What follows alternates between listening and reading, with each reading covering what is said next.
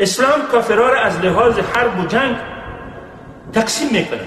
کافر حربی است، کافر مستأمن است، کافر معاهد است، کافر ذمی است، اهل ذمه است. اینا همه احکام از خود داره. کافر حربی کافر است که با مسلمان ها در جنگ باشه. کافر حربی کدام کافر است؟ هر کافری که با مسلمان ها در هر گوشه دنیا در جنگ بود، او کافر به تمام مسلمان های دنیا کافر حربی است. مسلمان ها در هیچ گوشه دنیا با این کافر حربی حق نداره که صلح کنه، حق نداره که معاهده کنه، حق نداره که با امرایش احسان کنه، حق نداره که با امرایش سلام بکنه، حق نداره که امرایش تجارت کنه، حق نداره که امرایش خرید و فروش کنه، حق نداره که خانه را برش کرا بکنه. دشمن است، کافر حربی است.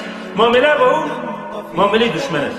پیدایش کردی میکشیش، سرش رواست، مالش مال غنیمت است، خانمش ملکی